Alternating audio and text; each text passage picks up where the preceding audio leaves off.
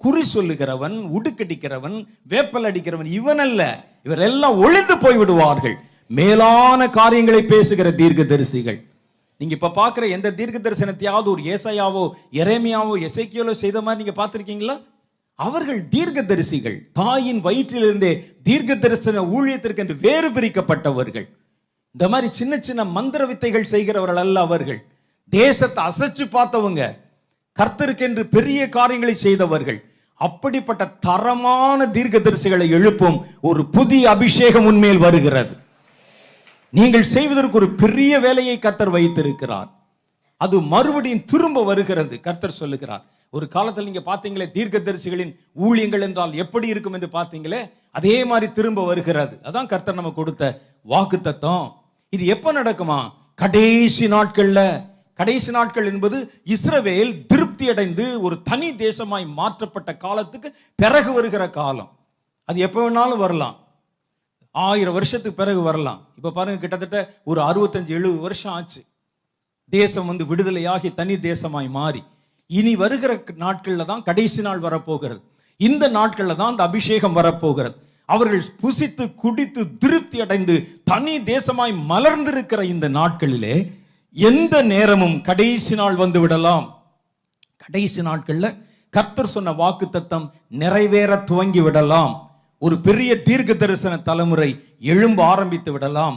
அது எப்ப வேணுமானாலும் இருக்கலாம், ஏன் இப்போ கூட இருக்கலாம், யாருக்கு தெரியும்? கர்த்தர் அதை நிறைவேற்றுவதற்கு ஆயத்தமாக வைத்திருக்கிறார். வேத வசனத்துல இன்னொரு வசனம் சொல்லுகிறது. இன்னொரு சம்பவத்தை நான் உங்களுக்கு வாசித்து காமிக்கிறேன், நீங்க இதை பார்க்கணும். அது வெளிப்படுத்தின விசேஷம் 10வது அதிகாரத்துல 8வது வசனத்திலிருந்து ஆரம்பிக்கிறது. அவைகளை நான் உங்களுக்கு வாசிக்கிறேன் பாருங்க. அதுக்கு முன்னாலேயே ஒரு பெரிய தரிசனம் வருகிறது. யோவான் காலத்துல யோவான் பத்மூஸ் என்ற ஒரு தீவுக்கு, பத்மு தீவுக்கு அவர் கொண்டு போகப்பட்டு எக்ஸ்கம்யூனிகேட் பண்ணப்பட்டு சிறைப்படுத்தப்பட்டு வைக்கப்பட்டிருந்தார். பத்மு தீவு என்பது ஒரு ஐசோலேட்டட் ஐலாண்ட். அதுல மனுஷ சஞ்சாரமே இல்லாத ஐலாண்ட். இப்ப வேணா கொஞ்சம் ஆளுக்கு இருக்கலாம், ஆனா அப்பெல்லாம் யாருமே இருக்க மாட்டாங்க. கடும் குளிர், -டிகிரியில் இருக்கும். அப்படி கடும் குளிர், மலை குகைகள் இருக்கிற ஒரு இடம். மனிதர்களை சட்டத்துக்கு புறம்பாக அல்லது குற்றவாளி என்று தீர்க்கப்பட்டவர்களை நாடு கடத்திடுவாங்க. அந்த காலத்தில் அப்படி ஒரு தண்டனை இருந்தது. எப்படி இப்போ எல்லாம் சிறைச்சாலையில் போடுற மாதிரி சில சமயங்களில் நாடு கடத்தி அவங்கள வேற ஒரு இடத்துக்கு கொண்டு போயிடுவாங்க. நான் ஏற்கனவே சொன்ன மாதிரி தண்டனை என்பது தான் வாழ்ந்திருக்கிற சமுதாயத்திலிருந்து ஒரு மனிதனை பிரிப்பதுக்கு பேர் தான் தண்டனை. அவனை பிரித்து அப்படி போட்டுருவாங்க. இந்தியாவில் கூட இந்த மாதிரி கைதிகளை நாடு கடத்தி அந்தமான் தீவில் கொண்டே வச்சிருவாங்க ஜெயிலில். அது மாதிரி இவரை அங்கே கொண்டு விட்டுருவாங்க. அதில் மனுஷ சஞ்சாரம் இல்லாத இடத்துல அவர்கள் பேசுவதற்கு ஆள் இல்லாமல் மன பிரம்மை அடைந்து சிலர் தங்களைத்தானே தற்கொலை செய்து கொண்டு சிலர் பைத்தியமாகி அங்கே செத்து போயிடுவாங்க. யோவானை அந்த இடத்துல கொண்டு நாடு கடத்தினாங்க. இந்த ஆளை கொண்டு இதே மாதிரி எக்ஸ்கம்யூனிகேட் பண்ணி வச்சிருவோன்னு. ஆனால் உங்களுக்கு ஒரு விஷயத்தை நீங்கள் தெரிஞ்சுக்கிறணும், கர்த்தருடைய பிள்ளையை மாத்திரம் யாரும் பிரித்து எக்ஸ்கம்யூனிகேட் பண்ணவே முடியாது. ஏனென்றால் கர்த்தர் அவர்களோட கூட இருக்கிறார். நீங்க அவனை கொண்டு அங்க போட்டீங்கன்னா கர்த்தர் நல்லதா போச்சு வாடா நம்ம 2 பேரும் பேசலாம்னு சொல்லி பேச ஆரம்பிச்சிருவார். இவனுக்கு அது தெரியாது. இவரை தனியா பிடிச்சு கொண்டு போய் பிரிச்சு கொண்டு வரமாக்கு நினைச்சு ஆண்டவரோட சேர்த்து தூக்கி கொண்டு போய் பத்மதீவுல விட்டாங்க. கர்த்தர் பார்த்தார், நீ அங்க இருந்தா தினம் ஞாயிற்றுக்கிழமை சபை நடத்திட்டு இருப்ப, பிரசங்கம் பண்ணிட்டு இருப்ப, மூப்பன் 10 பேர் கேள்வி கேட்டுட்டு இருப்பாங்க, பதில் சொல்லிட்டு இருப்ப, உன் சபையில் இருக்கிற பிள்ளைகளை கல்யாணம் பண்ணி வச்சுக்கிட்டு இருப்ப, அவர்களுக்கு ஞானஸ்தானம் கொடுத்துட்டு இருப்ப, நீ தனியா வா, உங்ககிட்ட நான் பேசணும்னு சொல்லி கர்த்தரங்க கொண்டு போயிட்டார்.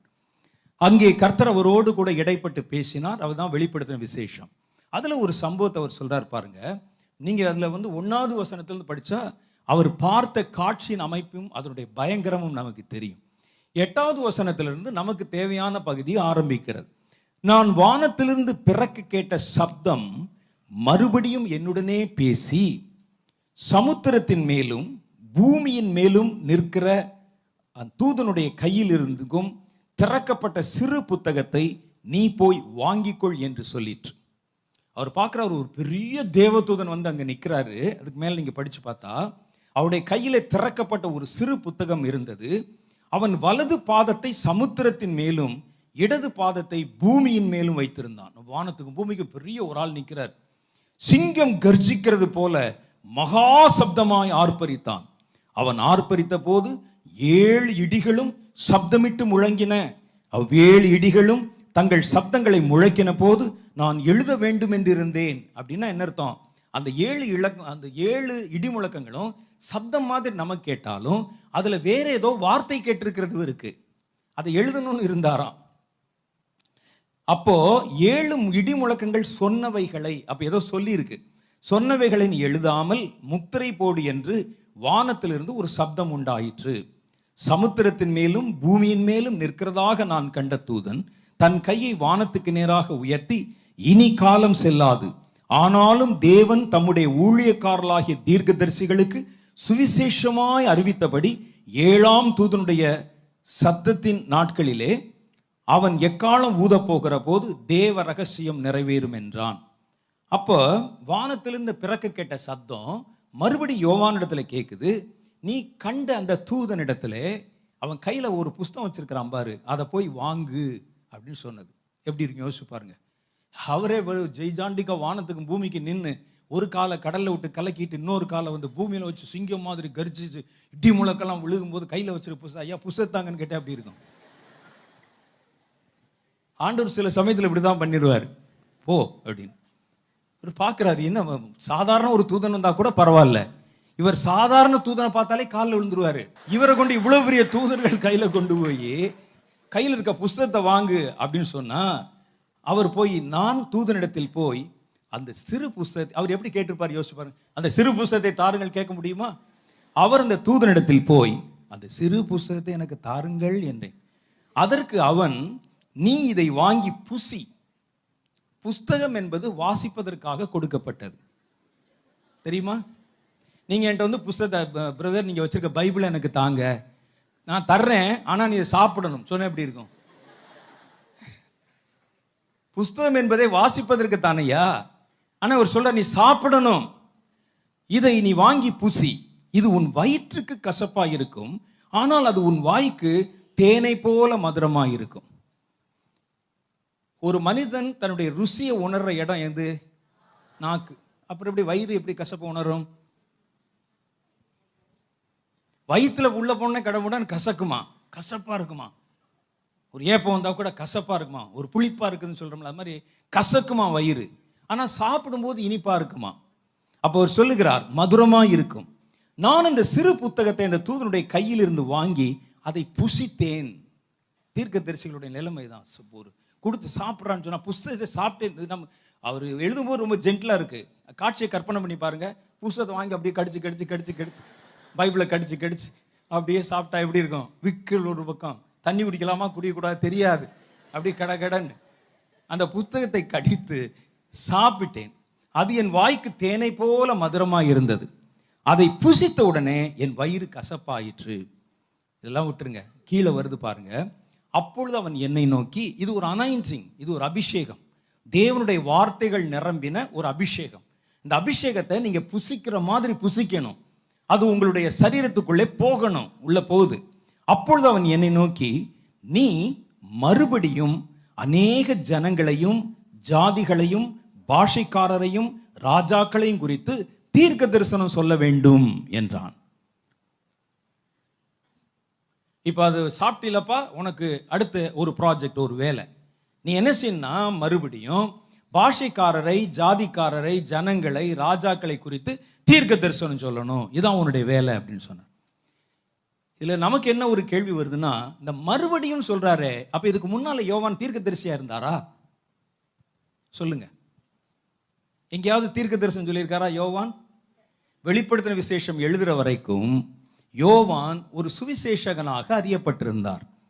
வயது சென்ற விருத்தாப்பியனான பொழுது ஒரு சர்ச்சு சபையினுடைய மூப்பனாக இருந்தார். அவர் வயசான தாத்தா, ஒரு 100 வயசு அவருக்கு. அவர் வந்து அங்க சபையினுடைய மூப்பராக கருதப்பட்டார் யோவான். இயேசுவுக்கு பிரியமான சீடர். அவர் எங்கேயாவது தீர்க்க தரிசனம் சொன்னார் அதுக்கு முன்னால? ஆனா இங்கே அவர் சொல்றாங்க, நீ மறுபடியும் அப்படின்னா அப்ப ஏற்கனவே தீர்க்க தரிசனம் சொல்லியிருக்கணும். மறுபடியும் என்ற வார்த்தைக்கு எவ்வளவு அர்த்தம் வருகிறது பாருங்கள். நீ மறுபடியும் உங்க வேலை செய்யுங்க அப்படின்னு சொன்னா என்ன அர்த்தம்னா, நான் ஏற்கனவே ஒரு வேலை செஞ்சேன், இடையில கொஞ்ச நாள் செய்யல, இப்ப மறுபடியும் நீ செய்ய சொல்றாங்க. இதான அர்த்தம். அந்த ஒரு வார்த்தையில 3 விஷயம் இருக்கு. செய்தேன், செய்யாமல் நிறுத்தப்பட்டிருந்தேன், மறுபடியும் துவங்குகிறேன். இது பேர் தான் மறுபடியும். ஒரு வார்த்தையில 3 அர்த்தம். அப்ப யோவானோடு இதை பொருத்தி பார்த்தால், யோவான் தீர்க்க தரிசனம் உரைத்திருக்க வேண்டும், சில காலம் உரைக்காமல் நிறுத்தி இருக்க வேண்டும், இப்போது அவர் மறுபடியும் அதை துவங்கும்படிக்கு கட்டளையிடப்பட்டிருக்க வேண்டும் அப்படின்னு அர்த்தம் வருது. ஆனா யோவானுடைய வாழ்க்கையோட பார்த்தா அது அப்படி இல்லை. அப்படி என்ன சொல்ல வர்றாங்க? நீ மறுபடியும் என்ற வார்த்தை இது என்ன சொல்ல வர்றாங்க? யோவான் தான் அப்படி செய்யலையே, யாரை பற்றி இப்படி சொல்றாங்க அப்படின்னு யோசிச்சு பார்த்தா அது டைரக்டா யோவானை சொல்லலை. சரி, நீங்க வேறொரு பக்கத்தில் யோசிச்சு பாருங்க. இந்த வார்த்தை சொன்னப்பட்ட உடனே மறுபடியும் யோவான் தீர்க்க தரிசனம் உரைத்தாரா? அதுக்கு பிறகு இந்த வெளிப்படுத்தின விசேஷம்லாம் முடிஞ்சு பத்ம தீவுல இருந்து ஊருக்கு மறுபடியும் அவர் தீர்க்க தரிசனம் உரைத்து தன்னுடைய புது ஊழியத்தை, தீர்க்க தரிசன ஊழியத்தை துவங்கினார். எங்கேயாவது படிச்சிருக்கீங்களா? இல்ல. அப்ப இது யோவானை பற்றி சொல்லப்படவில்லை. யோவானை ஒரு ரெப்ரசன்ட் பண்ணி அவர் அந்த இடத்துல வைத்து வேற யாருக்கோ சொல்லப்பட்ட ஒரு செய்தி. அவரை முன்னால வச்சு அவரை வேறு யாரோ ஒருவருக்கு பிரதிநிதியாக வைத்து அவரை நோக்கி சொல்லப்பட்ட வார்த்தை. நீங்க அதை பார்த்திருப்பீங்களே, வேற ஒருத்தருக்கு சொல்லப்பட்ட வார்த்தை, அதுக்கு பிரதிநிதியாக இவர் பல தீர்க்கதரிசிகளுக்கு பிரதிநிதியாக வைக்கப்பட்டிருக்கிறார். ஆனா சொல்லப்பட்ட செய்தி நேரடியா யோவானுக்கு அல்ல, வேறு ஒருவருக்கு. வீட்டில் பார்க்கலாமே, அம்மாவுக்கு அப்பாவுக்கு சண்டை வரும், மகனை பிடிச்சிக்கிறோம் அந்த அம்மா, ஏன்டா உனக்கு எவ்வளவு தடவை சொன்னாலும் அறிவு இல்லை, 7 மணிக்கு வீட்டுக்கு வரணும்னு சொன்னா 8:30 மணிக்கு வரேன், அம்மா நான் 6 மணிக்கு வந்துட்டேம்மா. கேட்டதில்ல? அது மகனை சொல்லல, மகனை வச்சுட்டு யாருக்கோ செய்தி சொல்லுது அந்த அம்மா. நடக்குது இல்ல? அது மாதிரி இங்கே சொல்லப்பட்ட செய்தி யோவானுக்கு அல்ல, யோவானை அங்கே ஒரு ரெப்ரசன்டேட்டிவாக வைத்துக்கொண்டு, பிரதிநிதியாக வைத்துக்கொண்டு வேறு யாருக்கோ சொல்லப்பட்ட ஒரு செய்தி. வேறு யார் என்றால் அது தீர்க்க தரிசன தலைமுறையை சேர்ந்தவர்களுக்கு சொல்லப்பட்ட செய்தி. தீர்க்க தரிசிகள் ஒரு காலத்திலே தீர்க்க தரிசனம் உரைத்தார்கள்.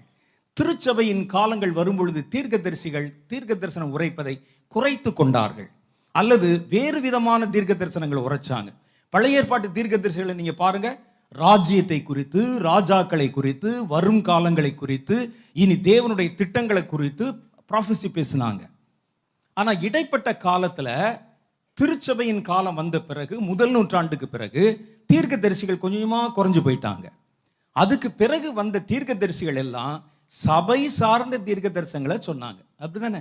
சபையினுடைய பக்தி விருத்திக்காக தீர்க்க தரிசனம் சொன்னாங்க. சபை காலத்துக்கு பிறகு, இந்த யோவானை விட்டுருங்க, சபை காலத்துக்கு பிறகு வந்த ஊழியர்கள்ல எரேமியா மாதிரி, எலியா மாதிரி, எசேக்கியேல் மாதிரி, ஏசாயா மாதிரி தீர்க்க தரிசனம் ராஜ்யங்களுக்கும் தேசங்களுக்கும் உரைத்த தீர்க்க தரிசிகள் எங்கேயாவது நீங்க அதிகமா பார்த்திருக்கீங்களா? இல்ல. அவர்கள் தீர்க்க தரிசிகள் இருந்தாங்க, வசனமே சொல்லுது. அந்த தீர்க்க தரிசிகள் சபைகள்ல 5 ஊழியத்துல ஒரு ஊழியம் தீர்க்க தரிசி ஊழியம்.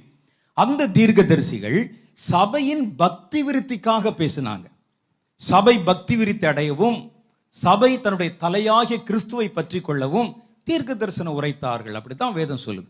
இவங்க அதுக்கு பிறகு நாடுகளை பற்றி தீர்க்க தரிசனம் உரைத்த, நம்ம அங்கே பார்க்கிறோம் பழைய ஏற்பாட்டு காலத்தில் அது மாதிரி பிரம்மாண்டமான தீர்க்க தரிசிகளை சபை காலத்துல பார்க்க முடியல. அவங்க எல்லாம் அப்படி குறுக்கப்பட்டு ஒரு குறுகின அளவுல.